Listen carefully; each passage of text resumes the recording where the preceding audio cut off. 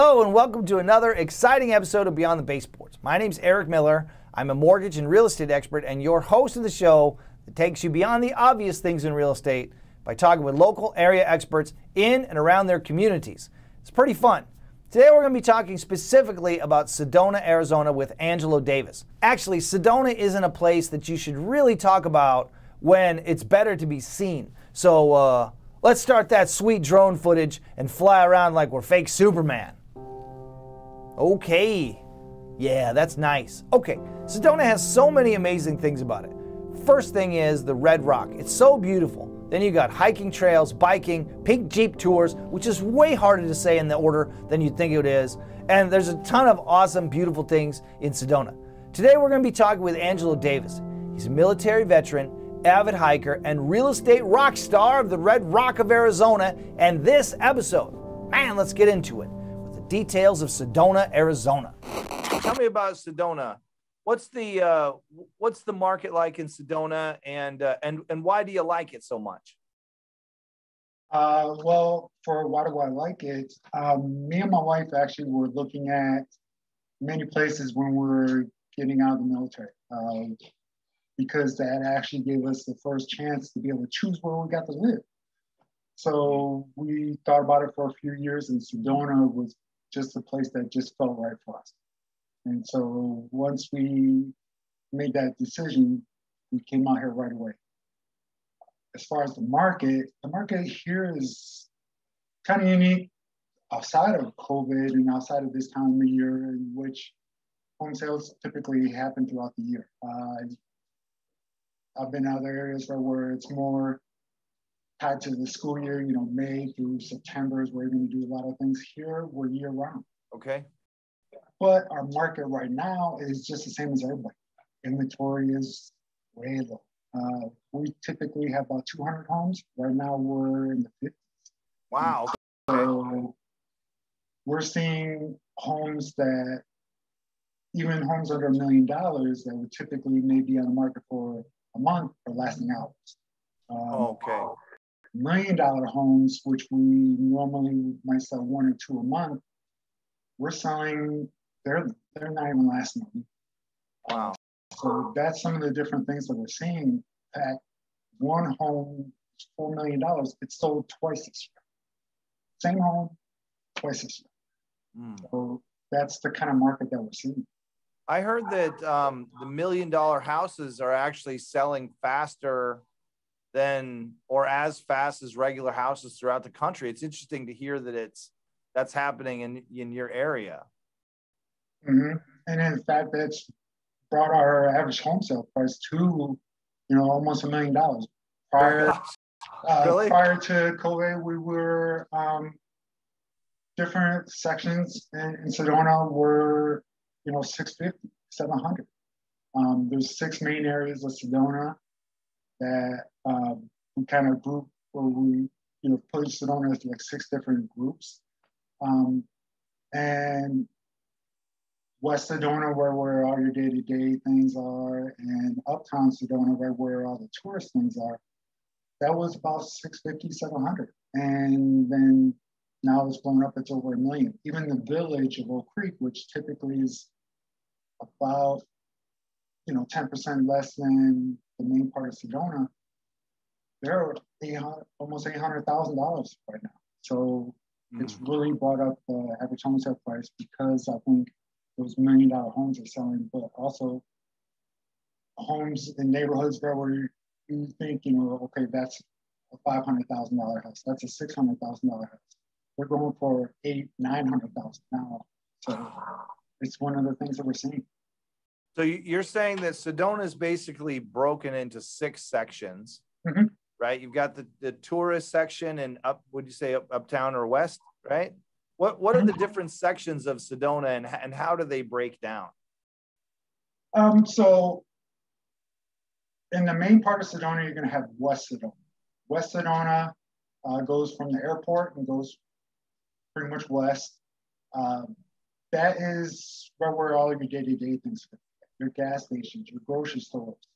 That's where most of the population is, actually.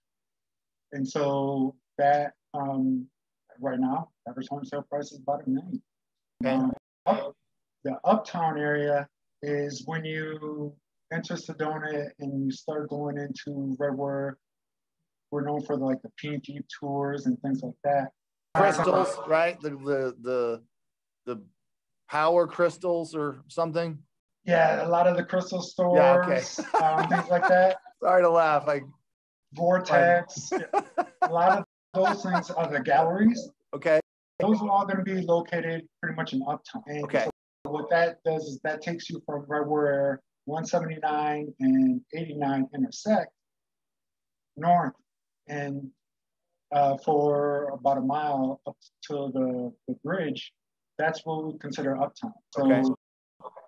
That's, and then we have Oak Creek Canyon, and that goes from the top of Uptown all the way up to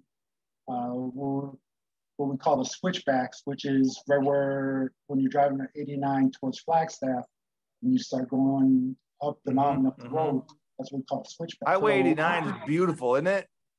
Oh, it's fantastic. And that's one of the most scenic drives in the United States. Yeah, it's gorgeous. So that's what we refer to as Oak Creek Canyon. Okay. We also have Red Rock Loop, which encompasses, goes from our only high school down around, encompasses Red Rock State Park and Crescent Moon. That area actually typically is over $1 million and is still over $1 million. Okay. It's a little bit more rural section of Sedona, but you get fantastic views because you're down in the Red Rocks and you have Cathedral Rock and just fantastic views there. So that's the fourth area. The fifth area is the chapel. We call that area because you have the Chapel of Holy Cross, which is one of the iconic landmarks of actually Arizona as a whole. It's built into the rocks. But that area goes from the bottom of Oak Creek Canyon to the end of the city of Sedona. And that area before COVID was about 800,000. Now it's over, I think like 1.2 million or something like that. Wow. And then we have the Village Road Creek. Village Road Creek used to be called like Big Park and Village Road Creek. And that's part of Sedona, has a Sedona address, different zip code, but it's part of Sedona. That's where we have our golf courses, and it's a little bit more smaller town feel. Now there's tour, you don't get the tourists driving through and things like that, or staying there. But that area is just beautiful as well. It's right there by Double Rock and Poorhouse Butte and Castle Rock. And so that area was $500,000 before COVID. Now it's almost 800.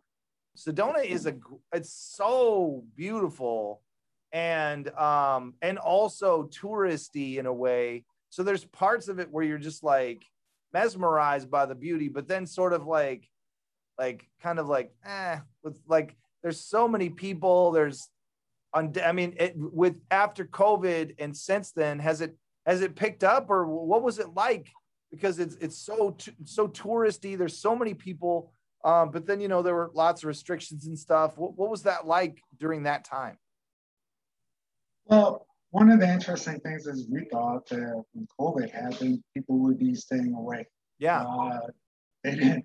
They wanted to come out because they could go out to the parks and you could have your social distancing and things like that. But a lot of people, after the first, month or so, started getting, cabin fever, wanting to go somewhere.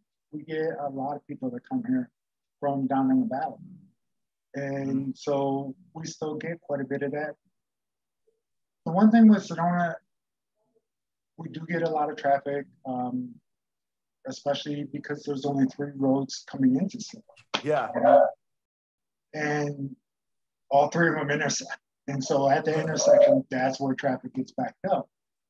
But as a whole, Sedona has so much outdoor things to be able to do. It gives you a wide variety of different places to go. Even for myself and for other locals, we know different places that Like, for example, Bell Rock. If I want to go see Bell Rock, I'm an avid hiker. I love to go hike and trail run and things like that. But if I want to go to Bell Rock, I'll go during the week. You'll go when? I'll go during the week. I'll go like on Tuesday, Wednesday, or Thursday, and I won't see anybody. In fact, just the other day, was it on Thursday, I went to Devil's Bridge. Now, Devil's Bridge is world renowned. Mm-hmm. There wasn't that many people there. It was kind of surprising, on a Thursday. We actually were shut down for about a week and a half because of fires there to the north of us and things like that. And also we haven't been able to get as much rain as we usually do. They shut down the forest, but they opened it back up. And even on a Thursday, to be able to go to Devil's Bridge and be able to walk out there and not have to wait in a line of people even get to the top of Devil's Bridge was beautiful. And so that's one of the things is if you come on the weekends, yes, we're going to have more people because we get the people that come from the valley and different things like that. But if you come during the week, it's your regular small town. It takes me, I live on the western edge of Sedona, and it takes me 4 minutes to get to the middle of Sedona. Yeah.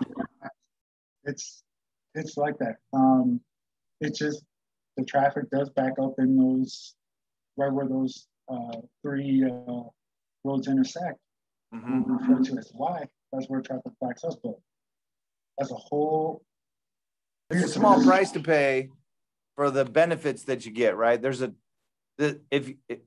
you've never been to Sedona, you definitely need to go. It's so beautiful. The hiking is insane. There's like stuff that you'll never see anywhere. It's really like a little utopia. It's wonderful. It's amazing when you go there. I love it. It is, and that's the thing is, like I just posted this morning. Every time you turn a corner and it's a new adventure. Whether when you're out here on the trails or you're out in the wilderness and running into wildlife, javelina. We have javelina here. As long as you leave them alone, they'll leave you alone. Across the trail all the time. Ran across deer this morning. Different birds and things like that. Was up at this morning. Went to Boynton Canyon, which is beautiful, especially if you go during the fall. When the leaves are turning colors, it's just incredible sight. Boynton Canyon, West Fork. During that time of year, just unbelievable. And so that's one of the things is it gives you that touch of nature, to be able to see all the beauty that nature has. And, we do get a little traffic on the weekends, but for the most part, you're going to be able to have a great time as long as, know when the traffic times are and things like that. And also talk to local. We'll let you know. Don't talk, if you go to Devil's Bridge, don't park right there by Devil's Bridge. There's another parking spot that will give you a better walk. Less, you won't get as dusty and things like that when you're going to Devil's Bridge, and it's a better experience. So, a lot of times when you talk to those locals, we'll share, just as long as you respect. Yeah. There's an area up there called Slide Rock. I believe it's the national park, Slide Rock National Park. When I was younger in high school, that's the place you'd go to. If you're unfamiliar with Slide Rock, it's I should let you share it, but let me give you my layman's point of view. It's essentially a river with rocks, and it's got some kind of like moss, or there's something on them that makes them slippery, right? Yeah. My question is, the over the last 10 years, how many tailbones you think have been broken on Slide Rock? Actually, more accidents happen because, recently they put up some structures to block people, but people were coming down from the road to get down the Slide Rock. More accidents happen that way than actually because you park on the side of the road and you got to take this like perilous life walk where cars are and you're right there, and it's or you can go on the outside and it's like a cliff on one side. It's pretty adventurous. And then Slide Rock, people are, in high school, I went there, a bunch of us went there, and you know, everybody, they crawl out on the rocks and they think it's fun and they're slippery, and then they get real confident. And I saw a dude like go, woo, and I was like, I've had enough. I'm not gonna. He only ended up breaking a big toe, but that was enough. I was like, yeah, I don't think I'm gonna do that.